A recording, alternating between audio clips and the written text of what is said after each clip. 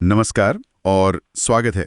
आज हम निफ्टी 50 पर थोड़ी गहराई से बात कर रहे हैं जी। खासकर 19 जून 2025 के लिए जो विश्लेषण और कुछ सुझाव मिले हैं उन पर। हमारे पास निफ्टी 50 बाजार विश्लेषण और निवेश सलाह से कुछ जानकारी है। हाँ। तो हमारा मकसद ये है कि इसमें से काम की बातें निकालें, देखें कि मार्केट में लेवल कौन से अहम है, छोटी अवधि में मतलब शॉर्ट टर्म में क्या हो सकता है, और लॉन्ग टर्म का क्या नजरिया है। हाँ, और लॉन्ग टर्म के लिए क्या सोचा जा सकता है। तो चलिए शुरू करते हैं। फिलहाल निफ्टी वो जो 25,000 रुपए का लेवल है वहां थोड़ी रुकावट सी दिख रही है ना। हाँ बिल्कुल, ये 25,000 का स्तर एक आप कह सकती हैं एक मनोवैज्ञानिक बाधा जैसा है। यहाँ अक्सर बिकवाली का दबाव बढ़ जाता है। अच्छा।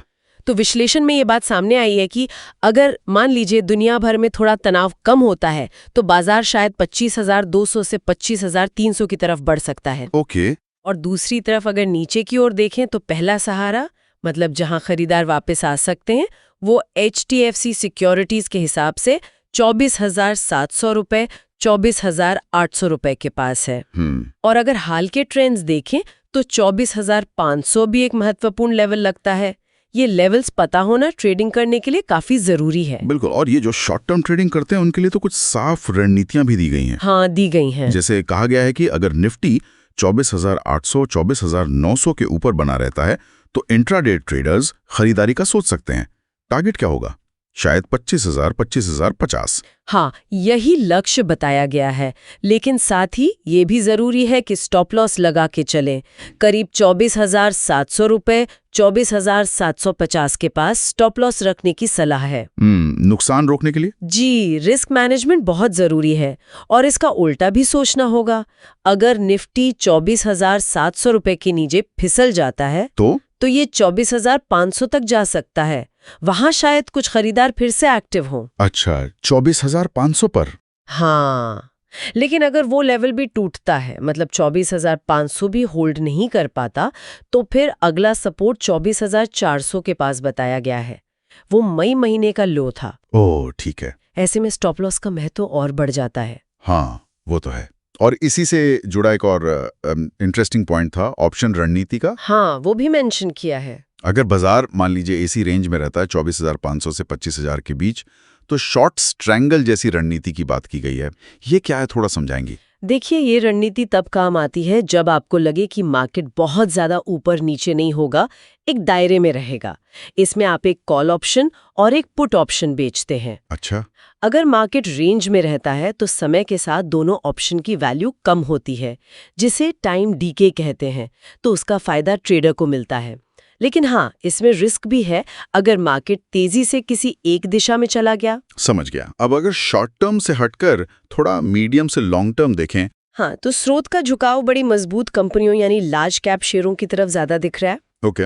और एक मतलब थोड़ी हैरान करने वाली बात यह भी है कि प्रमोटरों PE VCs वगैरह की तरफ से बिकवाली हुई है। हाँ, ये खबरें तो आ रही थी। लेकिन उसके बावजूद निफ्टी मजबूत बना हुआ है।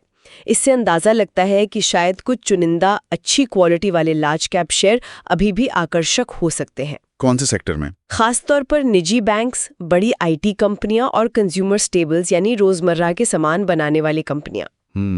और जो निवेशक लंबे समय के लिए सोच रहे हैं उनके लिए स्रोत ने निफ्टी इंडेक्स फंड या ETF में निवेश का सुझाव दिया है। जैसे HDFC निफ्टी 50 ETF या निप्पॉन इंडिया और UTI के निफ्टी फंड्स का नाम लिया है। ये एक आसान तरीका है पूरे बाजार में निवेश करने का, वो भी कम लागत पर। हाँ, डाइवर्सिफिकेशन भी हो जाता है। बिल्कुल।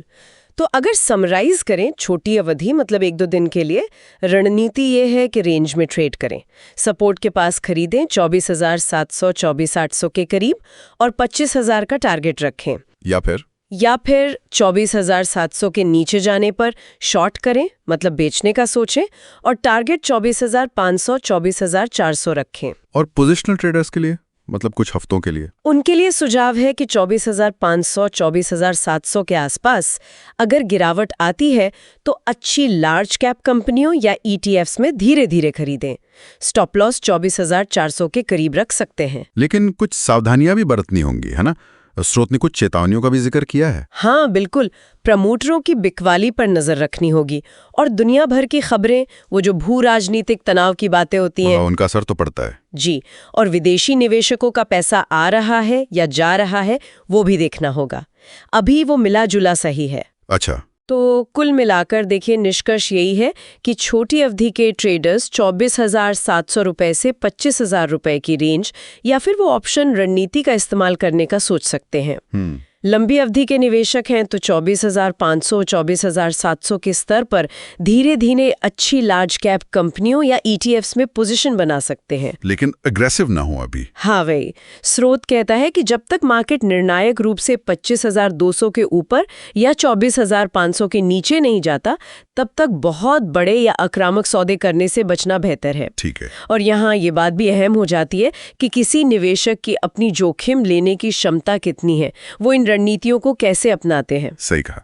तो कुल मिलाकर मुख्य संदेश यही लगता है कि निफ्टी अभी एक दायरे में है। हाँ, फंसा हुआ है। छोटी अवधि में कुछ खास लेवल्स पर नजर रखनी होगी जो चाल तय करेंगे, और लंबी अवधि के लिए अच्छी कंपनी और इंडेक्स फंड्स में गिरावट पर खरीदना एक बेहतर रणनीति हो सकती है। जी बिल्कुल। और अंत में एक सोचने वाली बात जो स्रोत से निकल कर आती है, बताइए। ये कि प्रमोटर बिकवाली कर रहे हैं लेकिन निफ्टी फिर भी मजबूत है।